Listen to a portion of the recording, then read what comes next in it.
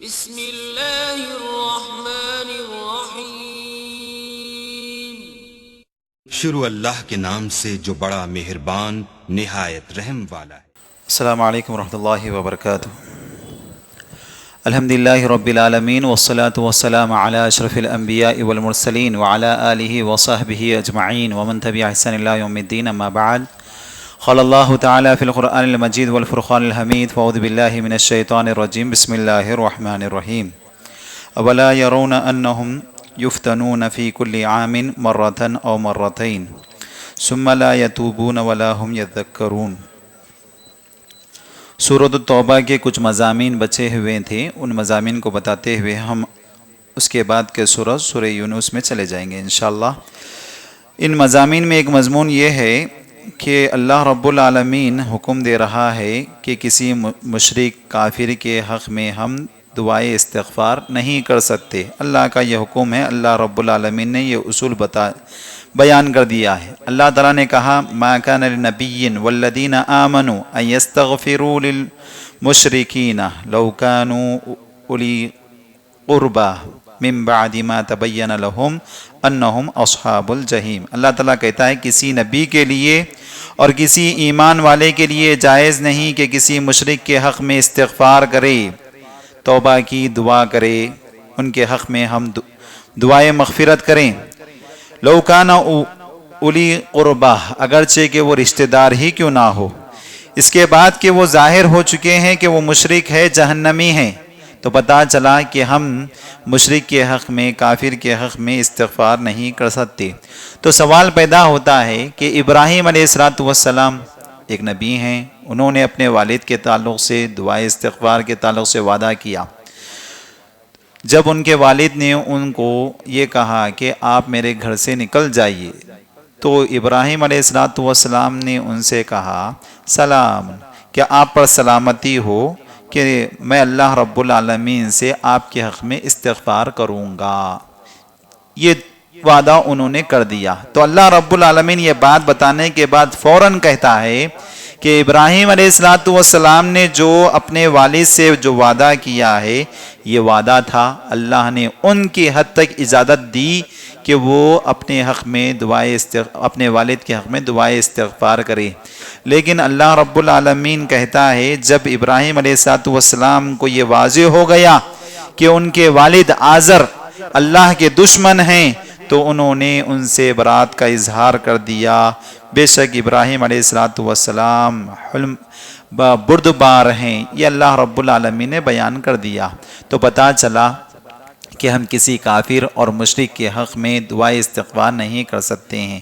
اللہ رب العالمین نے یہ بھی کہہ دیا کہ اگر وہ رشتہ دار ہی کیوں نہ ہو تو ہم ان کے حق میں استغفار نہیں کر سکتے۔ رہی بات ابراہیم علیہ السلام کی، ابراہیم علیہ السلام نے جب ان سے کہا قال السلام علیک ساستغفر لک ربی، ابراہیم علیہ السلام نے جب اپنے والد آزر سے کہا کہ سلام، کیا آپ پر سلامتی ہو، میں آپ کے حق میں دعائے استغفار کروں گا۔ جو انہوں نے وعدہ کیا اس کے حد تک اللہ رب العالمین نے اجازت دی ابراہیم علیہ السلام کی۔ لیکن اس کے بعد بھی اللہ رب العالمین کہتا ہے جب ابراہیم علیہ السلام کو واضح ہو گیا کہ ان کے والد آزر کافر ہیں، مشرک ہیں، اللہ کے دشمن ہیں، تو انہوں نے ان سے برات کا اظہار کر دیا۔ اب اس کے بعد جو مضامین ہیں، ان مضامین میں ایک مضمون اللہ رب العالمین نے جنگ تبوک کے تعلق سے بیان کیا۔ جنگ تبوک یقیناً مسلمانوں کے لیے ایک آزمائش والی جنگ تھی، کیونکہ یہ وہ وقت تھا جو گرمی کا موسم تھا، دوسری چیز پھل پک چکے تھے، تیسری چیز دشمن بہت بڑی تعداد میں تھا، ایک بڑے دشمن سے لڑنا تھا، روم سے لڑنا تھا۔ یہ مسلمانوں کے لیے آزمائش کا وقت تھا، لیکن اللہ کے حکم، نبی کا حکم تھا، تمام مسلمان نکل پڑے، جو کچھ ان کے پاس تھا سب پیارے نبی صلی اللہ علیہ وسلم کے خدمت میں لا کر پیش کر دیے۔ لیکن 3 صحابہ ایسے تھے جو صادق الاسلام تھے، سچے مسلمان تھے، ان کو کاہلی سستی نے پیچھے کر دیا۔ تو وہ 3 صحابہ کون ہیں؟ کعب بن مالک رضی اللہ تعالی عنہ، مرارہ بن ربیعہ رضی اللہ تعالی عنہ، حلال بن امیہ رضی اللہ تعالی عنہ، یہ 3 صحابہ تھے جن کو کاہلی سستی نے پیچھے کر دیا۔ ہوا یوں کہ جب اللہ کے نبی صلی اللہ علیہ وسلم نے اعلان کیا تو یہ 3 صحابہ نے سمجھا کہ ہمارے پاس تو سواری ہے، گھوڑا ہے، تو ہم نبی صلی اللہ علیہ وسلم سے جا کر ملیں گے، صحابہ کو پہلے جانے دیجیے۔ پھر وہ اس طریقے سے پیچھے ہوتے رہے، پھر دن گزرتے رہے، خیال یہ ہوتا رہا کہ ہم نبی صلی اللہ علیہ وسلم سے ملیں گے، لیکن وقت ایسا آ گیا کہ وقت گزرنے لگا اور یہ پیچھے ہو گئے اور وہ مدینے سے باہر نہیں نکلے۔ جب اللہ کے نبی صلی اللہ علیہ وسلم مدینہ آئے تو کئی ایک لوگ جو منافقین تھے پیارے نبی صلی اللہ علیہ وسلم کے پاس آ کر ہیلے بہانے کرنے لگے، ہم آپ کو یہ چیز پیچھے کر دی، ہم بیمار تھے، یا ہمارے اولاد بیمار تھی، ہمارے بیوی بچے بیمار تھے، یا ہمارے والدین بیمار تھے، یہ عذر بیان کرتے رہے۔ اللہ کے نبی صلی اللہ علیہ وسلم نے کہا لا حرج لا حرج، تو جس کو اللہ کے نبی صلی اللہ علیہ وسلم نے لا حرج کہا، صحابہ کو یہ معلوم تھا کہ منافقین تھے۔ تو اس کے بعد یہ 3 صحابہ بھی نبی صلی اللہ علیہ وسلم کی خدمت میں آئے، انہوں نے سچائی کے ساتھ بتا دیا اے اللہ کے نبی صلی اللہ علیہ وسلم، کسی چیز نے ہمیں پیچھے نہیں کیا، صرف کاہلی سستی کی وجہ سے ہم پیچھے ہو گئے، ہم سمجھ رہے تھے کہ ہم آپ کے پاس آ کر ملیں گے، ہمیں اپنے گھوڑوں پر پورا بھروسہ تھا، لیکن سستی کی وجہ سے ہم آ نہ سکے۔ تو پیارے نبی صلی اللہ علیہ وسلم نے کہا کہ تم نے جو کام کیا ہے وہ غلط ہے، لہذا اللہ جب تک معاف نہ کرے میں معاف نہیں کر سکتا۔ پیارے نبی صلی اللہ علیہ وسلم نے ان سے یہ کہہ دیا۔ پھر اللہ کے نبی صلی اللہ علیہ وسلم نے ان سے سماجی بائیکاٹ کر دیا، تمام مسلمانوں کو حکم دے دیا کہ ان سے کوئی بات نہیں کرے گا، ان سے کوئی تعلق نہیں رکھے گا۔ 50 دن ایسے رہے ان پر۔ یہ خود اپنے حالات بیان کرتے ہیں کہ ہم کسی سے بات کرنا چاہتے، کوئی ہم سے بات نہیں کر رہا تھا، کیونکہ پیارے نبی صلی اللہ علیہ وسلم کا حکم تھا۔ ہوا یوں کہ 40 دن ایسے گزرے، کم سے کم بیوی ہم سے بات کیا کرتی تھی، لیکن 40 دن کے بعد اللہ کے نبی صلی اللہ علیہ وسلم نے بیویوں کو بھی حکم دے دیا کہ ان سے کوئی بات نہیں کرے گا۔ تو کعب بن مالک رضی اللہ تعالیٰ عنہ کہتے ہیں کہ میں اپنی بیوی سے یہ 40 دن کے بعد بات کرنا چاہ رہا تھا، بیوی نے مجھے سلام کیا اور کہہ دیا کہ پیارے نبی صلی اللہ علیہ وسلم نے ہمیں بھی منع کر دیا ہے کہ آپ سے بات چیت کریں۔ تو چنانچہ یہ 40 دن کے بعد انہوں نے استغفار کیا، توبہ کیا، اللہ سے گڑ گڑاتے ہوئے معافی مانگتے رہے، یہاں تک کہ 50 دن کے بعد اللہ رب العالمین نے آیتوں کو نازل کر دیا اور کہا جن لوگوں نے جنگ کے میدان میں پیچھے رہے اس کے بعد انہیں اس بات پر شرمندگی ہے اور وہ توبہ کرتے رہے، استغفار کرتے رہے، اللہ نے ان کی دعا کو قبول کر لیا۔ یہ خوشی پیارے نبی صلی اللہ علیہ وسلم پر یہ جب آیتیں نازل ہوئی، اللہ کے نبی صلی اللہ علیہ وسلم نے صحابہ کے پاس پڑھ کر سنایا تو صحابہ دوڑتے ہوئے ان کے گھر گئے اور خوشخبری سنائے کہ اللہ رب العالمین نے تمہاری توبہ کو قبول کیا۔ یہ خوشی کے مارے پیارے نبی صلی اللہ علیہ وسلم کے پاس آتے ہیں اور کہتے ہیں اللہ کے نبی صلی اللہ علیہ وسلم مجھے ایک باغ ملا ہے، وہ خیبر کے جنگ میں، کعب بن مالک کہتے ہیں خیبر کے جنگ میں مجھے مال غنیمت میں ایک باغ ملا تھا اللہ کے نبی صلی اللہ علیہ وسلم، اس خوشی میں صدقہ کرتا ہوں اللہ اور اس کے رسول کی راہ میں۔ تو بہرحال یہ ایک واقعے کو اللہ رب العالمین نے بیان کیا۔ اس واقعے سے درس ہمیں یہ ملتا ہے کاہلی سستی اور دنیا کی متاع یہ ہمیں ہمیشہ اسلام کی راہوں سے روکتے ہیں۔ تو ہمیشہ بندے کو چاہیے جب موقع ملا تو بڑھ چڑھ کر حصہ لینا چاہیے، یہ سوچ میں نہ پڑیں کہ اور مواقع آئیں گے ہم کریں گے۔ بندے مومن وہ ہوتا ہے جب نیکی سامنے ہو بڑھ چڑھ کر حصہ لیتا ہے اور یہ سوچتا ہے یہ میرا وقت ایسا وقت ہے شاید یہ زندگی میں کبھی موقع ملے کہ نہ ملے میں اس میں حصہ لے لوں گا۔ یہ بندے مومن کا کردار ہے، بندے مومن کے اوصاف ہے۔ اللہ رب العالمین نے قرآن مجید میں مومنوں کے جو اوصاف بتائے ان اوصاف میں ایک صفت یہ بتایا اللہ تعالیٰ یسارعون فی الخیرات کہ مومن وہ ہوتے ہیں جو بھلائی میں بڑھ چڑھ کر حصہ لیتے ہیں، جب کبھی موقع ملا تو پیچھے نہیں ہٹتے، یہ سوچتے اللہ نے مجھے موقع دیا مجھے یہ کام کرنا ہے۔ یہ ایک بندے مومن کی صفت ہے۔ اس کے بعد اللہ رب العالمین آخری سورۃ التوبہ کے آخری مضامین میں ایک مضمون یہ بیان کرتا ہے اولا یرون انہم یفتنون فی کل عام مرتن او مرتین، کیا یہ لوگ غور و فکر نہیں کرتے کہ ہم سال میں ایک مرتبہ یا 2 مرتبہ انہیں آزماتے ہیں، اس کے باوجود وہ توبہ نہیں کرتے اور اللہ کو یاد نہیں کرتے۔ یہ اللہ نے اصول بنایا ہے، یہ قانون بنایا ہے کہ ہمیں سال میں 1 مرتبہ 2 مرتبہ ایسی آزمائش ہوتی ہے اللہ کی جانب سے، یقیناً اس آزمائش میں ہم جوڑے جاتے ہیں، ایمان کا امتحان ہوتا ہے۔ اللہ کہتا ہے کہ اس وقت بندے کو چاہیے کہ وہ اللہ سے توبہ کرے اور استغفار کرے۔ اللہ تعالیٰ کہتا ہے اس کے باوجود یہ لوگ ایسے ہیں جو توبہ نہیں کرتے، استغفار نہیں کرتے۔ تو آپ غور کر دیکھیے، زندگی میں جب سال میں 1 مرتبہ یہ 2 مرتبہ ایسے اوقات آتے ہیں جو آزمائش کے وقت ہوتے ہیں، ایسے وقت میں ہم اللہ کو نہ بھولیں، توبہ کرتے رہیں، استغفار کرتے رہیں۔ اس کے بعد آخری آیتوں میں اللہ رب العالمین پیارے نبی صلی اللہ علیہ وسلم کی عظمت اور مقام اور اہل ایمان سے، صحابہ سے پیارے نبی صلی اللہ علیہ وسلم کا جو قلبی تعلق تھا اللہ رب العالمین بیان کرتا ہے، لَقَدْ جَاءَكُمْ رَسُولٌ مِّنْ أَنفُسِكُمْ عَزِيزٌ عَلَيْكُمْ مَا عَنِتُّمْ حَرِيصٌ عَلَيْكُمْ بِالْمُؤْمِنِينَ رؤوف الرحیم۔ پیارے نبی صلی اللہ علیہ وسلم کے تعلق سے کہا کہ یقیناً یہ نبی تمہیں میں سے ایک ہیں جو حرص رکھتے ہیں کہ مومن کسی بھی طریقے سے کامیاب ہو جائے۔ پیارے نبی صلی اللہ علیہ وسلم کے تعلق سے میں نے یہ بھی بتایا آپ کو، نبی صلی اللہ علیہ وسلم اس امت کے بڑے فکر میں رہا کرتے تھے، راتوں میں دعائیں کیا کرتے تھے، اللہ تعالیٰ سے گڑ گڑا کے دعا کرتے تھے کہ یہ امت کسی بھی طریقے سے کامیاب ہو جائے۔ اللہ رب العالمین نے اس کے بعد آخری آیت میں کہتا ہے وَإِن تَوَلَّوْا، اے نبی یاد رکھ لیجئے اگر یہ لوگ روگردانی کرتے ہیں، آپ پر ایمان نہیں لاتے ہیں، فَقُلْ، آپ کہہ دیجئے حسبی اللہ، اللہ میرے لیے کافی ہے۔ ایمان نہ لائیں اللہ میرے لیے کافی ہے، میں نے اپنا حق ادا کر دیا، لا الہ الا ہو، اللہ کے سوا کوئی معبود برحق نہیں، علیہ توکلت، میں اسی پر بھروسہ کرتا ہوں، وہو رب العرش العظیم، اللہ رب ہے عرش عظیم کا۔ تو پتہ چلا کہ پیارے نبی صلی اللہ علیہ وسلم اس امت کے شفیق تھے، مہربان تھے۔ پیارے نبی صلی اللہ علیہ وسلم کی اگر ہم سیرت پڑھیں گے کئی ایک مثال آپ کو ملے گی۔ اس مضامین کے ساتھ سورہ توبہ ختم ہوا۔ اس کے بعد کا سورہ ہے سورہ یونس۔ سورہ یونس علیہ السلام کے سلسلے میں ہم جانتے ہیں اللہ رب العالمین نے اس روئے زمین پر انسانوں کی رشد و ہدایت کے لیے اور وہ وعدہ جو ہم نے کیا اللہ تعالیٰ سے اس کو یاد دلانے کے لیے اللہ رب العالمین نے ہر امت میں، ہر قبیلے میں، ہر جگہ اللہ رب العالمین نے انبیاء کو بھیجا تاکہ وہ لوگوں کے پاس آئے اور اللہ کی توحید کی دعوت دیں اور نبی کی رسالت کو عام کریں۔ اللہ رب العالمین نے یہ اللہ رب العالمین نے نبیوں کو یہ کام سپرد کیا۔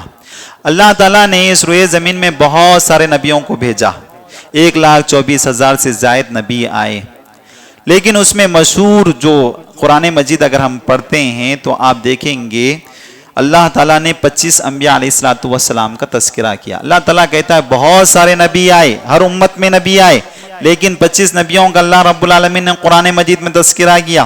اس میں بھی اللہ رب العالمین کہتا ہے کہ 5 انبیاء ایسے تھے جو اولو العزم والے، بڑے مقام، بڑے مرتبے والے، نوح علیہ السلام، ابراہیم علیہ السلام، موسیٰ علیہ السلام، عیسیٰ علیہ السلام اور پیارے نبی محمد صلی اللہ علیہ وسلم۔ یہ 5 نبی اولو العزم رسول جن کا مقام بڑا، جن کا مرتبہ بڑا۔ اللہ رب العالمین نے پیارے نبی صلی اللہ علیہ وسلم کو تسلی دیتے ہوئے کئی ایک مقامات پر کہا فَاصْبِرْ كَمَا صَبَرَ أُولِو الْعَزْمِ مِنَ الرُّسُلِ، اے نبی آپ صبر کیجئے جیسا کہ اولو العزم رسولوں نے صبر کیا، یعنی نوح علیہ السلام، ابراہیم علیہ السلام، موسیٰ علیہ السلام، عیسیٰ علیہ السلام جیسے صبر کرے ہیں آپ اسی طریقے سے صبر کیجئے۔ اور اللہ رب العالمین نے یہ 4 انبیاء کا تفصیلی ذکر کیا اگر آپ قرآن پڑھ کر دیکھیں گے تو۔ اس کے بعد ان آیتوں میں ایک آیت یہ بھی آتی ہے اے نبی آپ صبر کیجئے جیسا اولو العزم رسولوں نے صبر کیا ہے اور آپ مچھلی والے کی طرح نہ ہو جائیے، یعنی یونس علیہ السلام کی طرح نہ ہو جائے۔ اللہ رب العالمین نے پیارے نبی صلی اللہ علیہ وسلم کو یہ حکم دیا کہ آپ صبر کے معاملے میں یونس علیہ السلام کی طرح نہ ہو جائے۔ یونس علیہ السلام کا مسئلہ یہ ہے کہ یونس علیہ السلام اللہ کے نبی ہیں اور اللہ رب العالمین نے انہیں نینوا مقام پر بھیجا۔ وہاں کے لوگ اللہ کے علاوہ دوسروں کو شریک کیا کرتے تھے، تو انہوں نے ان لوگوں کو سمجھایا کہ صرف اور صرف ایک اللہ کی بات کریں. قوم تھی نہ مانی اور انہیں ستانے لگی تو نوح علیہ السلام یونس علیہ السلام نے صاف انداز میں ان سے کہا ایمان لاتے ہو تو ٹھیک ہے ورنہ اللہ کا عذاب بلاؤں گا. تو قوم نے کہا کہ بلائیے آپ اللہ کے عذاب کو. تو یونس علیہ السلام نے اللہ سے دعا کر دیا, کہا اے پروردگارہ یہ قوم ایمان نہیں لا رہی ہے تو اپنا عذاب بھیج. یہ کہتے ہوئے وہ نکل گئے. اللہ کا اصول ہے, قانون ہے کہ نبی کے تعلق سے کہ جب تک اللہ کا حکم نہ آئے وہ اس وقت تک ہجرت نہیں کر سکتے ہیں. لیکن یونس علیہ السلام یہاں لوگوں قوم کے حق میں بدعا کیے اور اس بستی سے نکل گئے, اور وہ ایک کشتی میں سوار ہوئے. سوار ہونے کے بعد وہ کشتی ڈگمگانے لگی. اصول تھا قرآن اندازی ہوئی تو بار بار انہی کا نام آنے لگا. آخر میں جو ہے یونس علیہ السلام کو کشتی سے سمندر میں پھینک دیا گیا. یہ تمام تفصیلات آپ جانتے ہیں. مچھلی نے انہیں نگل لیا. نگلنے کے بعد کئی دن اسی میں رہے. جب کوئی راہ نہ تھی اللہ رب العالمین کو بے انتہا یاد کیا کرتے تھے. تاریکیوں میں اللہ سے دعا کیے. رات کی تاریکی تھی, سمندر کی تاریکی تھی, مچھلی کی پیٹ کی تاریکی تھی. قرآن مجید کہتا ہے ظلمات کا لفظ استعمال کیا گیا کہ کئی تاریکیوں میں انہوں نے اللہ تعالیٰ کو پکارا. یہ سبق ہے میرے اور آپ کے لیے بھی. اللہ جب ان تاریکیوں میں سنتا ہے تو کیوں ہماری نہیں سنے گا. تو اللہ رب العالمین کہتے ہیں کہ یونس علیہ السلام نے پکارا لا الہ الا انت سبحانک انی کنت من الظالمین. اے پروردگارہ تیرے سوا کوئی معبود برحق نہیں, یقیناً تیری ذات پاک ہے, میں ظالموں میں سے تھا. انہوں نے دعا کی. اللہ تعالیٰ کہتا ہے ہم نے ان کی دعا کو قبول کیا. مچھلی کو حکم دیا, مچھلی کنارہ آئی اور پیٹ سے انہیں باہر نکال دی. یونس علیہ السلام مچھلی کے پیٹ سے نکل گئی. یہاں قوم کا معاملہ یہ ہوا کہ یونس علیہ السلام کی وہ دعا قبول ہو گئی, عذاب آ گیا. جب قوم نے عذاب دیکھا تو ان لوگوں نے توبہ استغفار کیا. یہ واحد قوم ہے, یہ اکیلی قوم ہے جس کو اللہ رب العالمین قرآن مجید میں کہتا ہے کہ عذاب آنے کے بعد ہم نے عذاب کو ٹال دیا جب وہ لوگ استغفار کریں. ورنہ تمام قومیں عذاب آنے کے بعد توبہ کریں, استغفار کریں, موت کے فرشتے دیکھنے کے بعد اللہ رب العالمین دعا کو قبول نہیں کرتا, توبہ کو قبول نہیں کرتا. یہ واحد قوم تھی کہ عذاب آنے کے بعد اللہ رب العالمین نے ان کی توبہ کو قبول کر دیا اور اس عذاب کو ہٹا دیا. یونس علیہ السلام کو حکم دیا گیا کہ اس کو اپنی قوم کے پاس واپس جائیں. تو پھر سے یونس علیہ السلام آئے اور انہیں توحید کی دعوت دیے تو پورے کے پورے لوگ اسلام قبول کیے. تو یہاں اللہ رب العالمین نے یونس علیہ السلام کا تذکرہ کیا. یونس علیہ السلام کے تعلق سے کچھ باتیں میں آپ کو بتا دیتا ہوں. انبیاء علیہ السلام کے تعلق سے ہمارا ایمان ہے کہ ہم اس طریقے سے ایمان رکھیں جیسا پیارے نبی صلی اللہ علیہ وسلم نے ہمیں حکم دیا ہے اور قرآن مجید میں حکم دیا. کسی نبی کو بڑھانا, کسی نبی کو گھٹانا, یہ ہمارا ایمان نہیں ہے. یہود و نصارہ کا معاملہ ایسا تھا کہ یہ یہودی اور عیسائی یہ لوگ کسی نبی کو بڑھاتے تھے, کسی نبی کو گھٹاتے تھے. اللہ رب العالمین نے ہمیں حکم دیا کہ کسی نبی میں فرق نہ کرو. لا نفرق بین احد من رسلی, کسی نبی کے درمیان ہم فرق نہ کریں. آپ دیکھیے پیارے نبی صلی اللہ علیہ وسلم کو بتایا گیا کہ آپ آدم علیہ السلام کی اولاد میں سب سے بہترین ہیں, اب سب سے افضل ہے. اللہ کے نبی صلی اللہ علیہ وسلم نے فرماتے ہیں سید ولد آدم, میں آدم کی اولاد میں سب کا سردار ہوں. لیکن اس کے باوجود یہ اللہ نے بتایا. لیکن نبی صلی اللہ علیہ وسلم کا معاملہ دیکھیے, نبی صلی اللہ علیہ وسلم کی عاجزی انکساری کا معاملہ دیکھیے. نبی صلی اللہ علیہ وسلم ریکویسٹ کرتے ہیں اس امت سے لا تفضلنی یونس ابن متہ, مجھے یونس ابن متہ سے بھی زیادہ فوقیت نہ دو, مجھے یونس ابن متہ سے بھی فوقیت نہ دو. پتا چلا کہ ہمیں کسی نبی کے تعلق سے ایسے الفاظ نہیں کہنا چاہیے جس سے ان کی شان میں گستاخی ہوتی ہو, جیسا کہ یہود و نصارہ نے انہیں گستاخی بھی کی اور کئی ایک انبیاء علیہ السلام کا انہوں نے قتل بھی کیا ہے. اس کے بعد یہ سورت کی ابتدا ہوئی. اللہ رب العالمین نے اپنے نشانیاں بتائے کہ اللہ رب العالمین کی تمہیں عبادت کرنا چاہیے، کیونکہ اللہ ہی ہے جس نے آسمان و زمین کو پیدا کیا 6 دن میں، اور پھر اللہ تعالیٰ عرش پر مستوی ہوا۔ اس دنیا میں جو کچھ کام ہوتے ہیں اللہ کے حکم سے ہوتے ہیں، ما من شفیع الا من بعد اذنہ، اور اللہ یہ بھی کہتا ہے کہ کسی کو سفارش کرنے کا حق نہیں ہے، سفارش وہی کر سکے گا کل قیامت کے دن جسے اللہ تعالیٰ اجازت دے، جسے اللہ تعالیٰ اجازت دے۔ یہاں توحید ہونا چاہیے کہ عام طور پر ہم سمجھ رہے ہیں کہ ہم ان کے طفیل سے جنت میں چلے جائیں گے، وہ ہمیں کھینچ کر لے کے چلے جائیں گے۔ یاد رکھ لیجئے اللہ تعالیٰ کہتا ہے اللہ تعالیٰ اسی کو اجازت دے گا جس کو سفارش کرنے کا حق ہوگا۔ اور پیارے نبی صلی اللہ علیہ وسلم کے متعلق بتایا گیا کہ نبی صلی اللہ علیہ وسلم شافی رہیں گے، سفارش کریں گے، اور جس کو اللہ تعالیٰ اجازت دے وہی سفارش کر پائے گا۔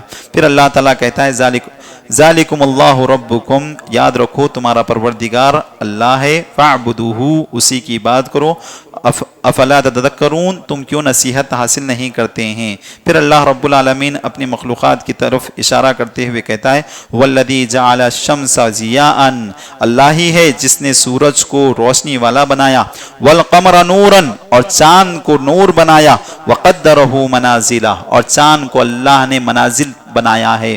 یعنی ہم دیکھتے ہیں چاند بڑھتا بھی ہے گھٹتا بھی ہے، جیسے ابتدا ہوئی چاند بڑھنے لگا، جیسے اختتام ہونے لگی تاریخ کی ویسے چاند گھٹنے لگا۔ یہ اللہ کے حکم سے ہوتا ہے، تم حساب کرتے ہو اپنے سال کا، اپنے دنوں کا اس چاند کے اعتبار سے۔ اللہ رب العالمین نے کسی چیز کو باطل پیدا نہیں کیا، ہر چیز اللہ کے حکم سے ہو رہی ہے۔ ان فی اختلاف اللیل والنہار، اللہ نے دن اور رات بنائے، وہ اپنے وقت مقرر پر آتے ہیں جاتے ہیں۔ وما خلق اللہ فی السماوات والارض لآیات لقوم یتقون، کہ اللہ تعالیٰ کہتا ہے کہ اللہ نے زمین اور آسمان کو پیدا کیا ہے، اس میں یقیناً نشانیاں ہیں اس قوم کے لیے جو نصیحت حاصل کرنا چاہتے ہیں، جو اللہ سے ڈرنا چاہتے ہیں۔ پھر اللہ رب العالمین ایک اہم بات بیان کرتا ہے سورہ یونس میں کہ انسان کی فطرت ہے، جب کوئی چیز اسے نقصان پہنچتی ہے، جب اسے کوئی تکلیف پہنچتی ہے، اللہ تعالیٰ کیفیت بیان کرتا ہے۔ اللہ تعالیٰ کہتا ہے وَإِذَا مَسَّ الْإِنسَانُ ضُرٌّ، جب انسان کو کوئی تکلیف پہنچ جائے تو اللہ کے دربار میں گڑ گڑاتے ہوئے اللہ کیفیت بیان کرتا ہے، وہ گھٹنوں کے بل بیٹھ کر یا سجدے میں اللہ تعالیٰ سے گڑ گڑاتے ہوئے دعائیں کرتا ہے، کھڑے ہو کر دعائیں کرتا ہے۔ وَلَمَّا كَشَفْنَا عَنْهُ ضُرَّهُ، جب ہم اس کی اس تکلیف کو دور کر دیتے ہیں، برہ، تو ایسے اترا کر غرور و تکبر سے چلتا ہے کہ گویا کہ اس نے کبھی اللہ سے دعا ہی نہیں کی اس معاملے میں۔ اللہ اکبر، یہی معاملہ ہمارا اور آپ کا ہے۔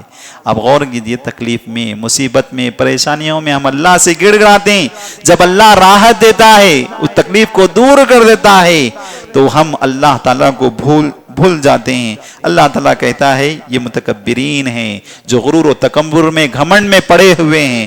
اس سے اللہ رب العالمین کہتا ہے یہ انسان کی فطرت ہے، اس سے بچنا چاہیے۔ اس کے بعد اللہ رب العالمین نے قرآن کی عظمت کو بیان کیا۔